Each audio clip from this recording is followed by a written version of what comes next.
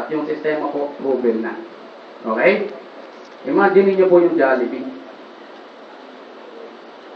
35 years in the industry, pero wala pa pong nabalitaan na corona yumaman. Tama ba? AIM Global po, 7 years, 400 millionaires. Hindi po tsamba yan. Tama? Hindi po tsamba. Ito hindi rin tsamba to. Wala yumaman sa Jollibee, hindi tsamba yan. Totoo po yan. Okay? Hindi talaga. Pero dito, imagine yung 7 years. Tama?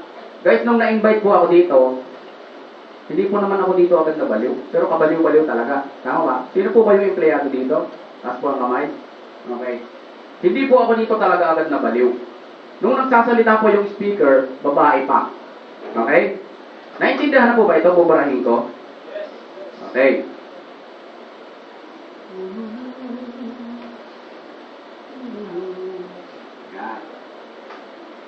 Hindi po ako nabaliw dito. Ulitin ko. Dito po ako nabaliw.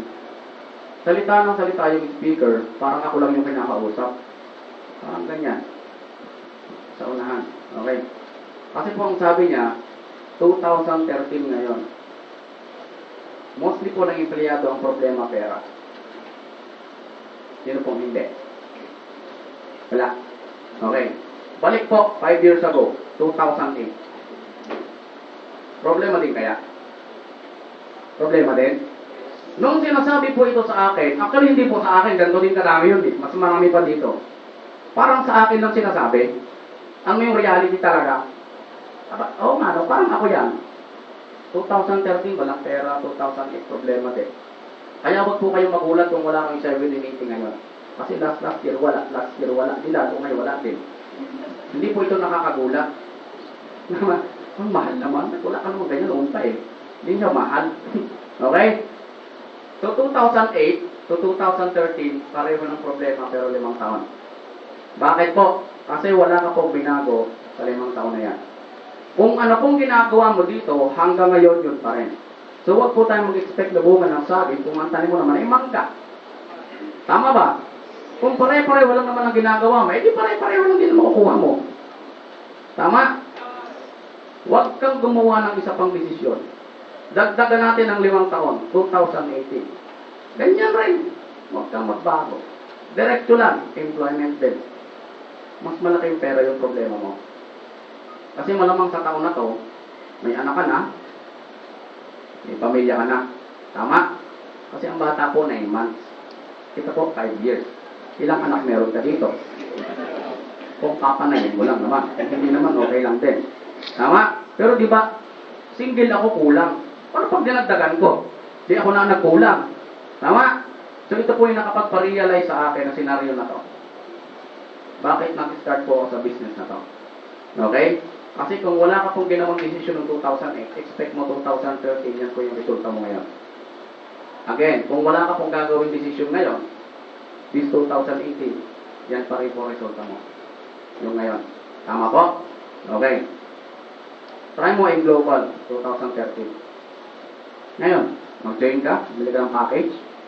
Pagdating po ng 2018, mas malaking pera yung problema mo. Paano ubusin?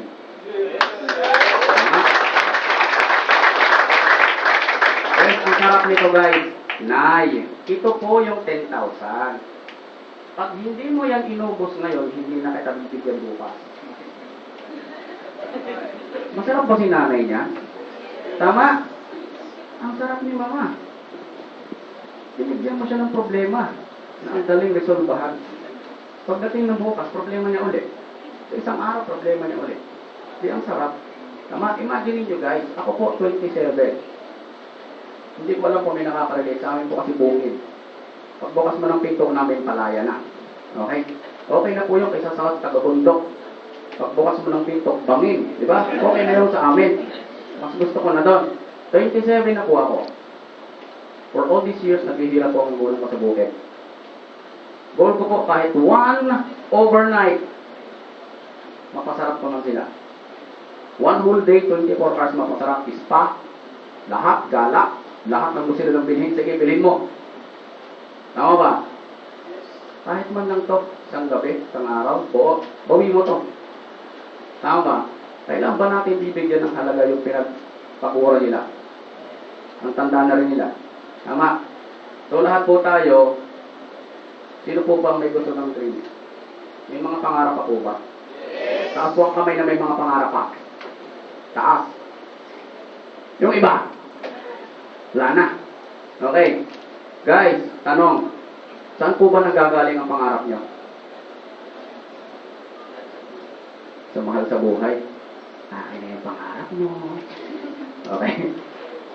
Dalawa lang po kasi ang pinagkukunan ng pangarap. Okay. Pag nangarap po tayo, lakihan mo daw. Tama? Kasi pag maliit daw ang pangalan mo, iniinsulto mo lang si God. Tama? Bakit? Ibinigay niya nga si Jesus sa atin. Tapos yan lang ang pangarap mo. Minamaliit mo ba ako, anak? Tama? Sa tingin mo ba, yan lang kaya kong ibigay? Bike? Kaya kitang bigyan ng kotse. 100? Kaya kitang bigyan ng 1,000,000. Huwag mo akong maliitin. Sasabihan ka lang niya ng ganyan. Tama? Pag nangarap po, lakihan. Sabi nga, knock the door, hindi, baliktad, balik. Knock and the door will be open. Tama? Tama ba yun? Okay na, basta naintindihan nyo. Okay. Dalawa lang po ang pinanggagalingan ng dreams. Dalawang P. Is either galing siya sa pride or galing siya ng purpose. Guys, ano pong gagawin natin kung ito ang pangarap mo, ito yung kinikita mo? Tama? Pataas ang pangarap mo eh. Ito lang kinikita mo. Malabo. Tama? Dalawa. Dalawa lang choice mo. It's either ibaba mo yung pangarap mo para maabot po yung kinikita mo. Okay? Or itaas mo yung kinikita mo para maabot yung pangarap mo. Okay? Ang pangarap po nanggagaling sa pride, ganito. Gusto ko pong yumaman kasi yung kapitbahay ko mayaman. Gusto ko pong magkakotse kasi yung kaibigan ko may kotse. Pag ganito po ang pangarap mo, ibaba mo na lang yung pangarap mo. Ipantay mo doon sa kinikita mo. Hindi po kasi maganda. Kung ang plano mo naman, ang dreams mo ay about sa purpose. Gusto kong yumaman para matulungan yung pamilya ko. Tama? Itaas mo yung kinikita mo. Dagdagan mo yung resources mo. Tama? Di ba resources itong in global? Tama? Idagdag mo to. Bakit di mo idagdag? Tama?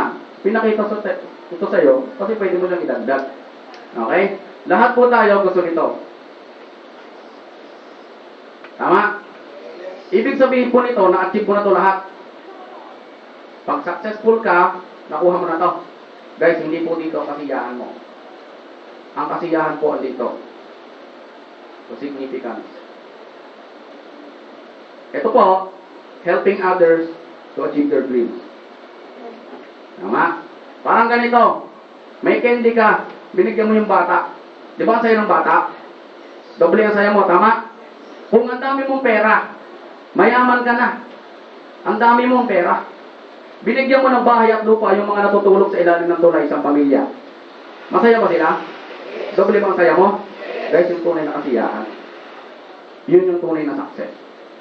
Okay po? Okay. So, tapos na po ako.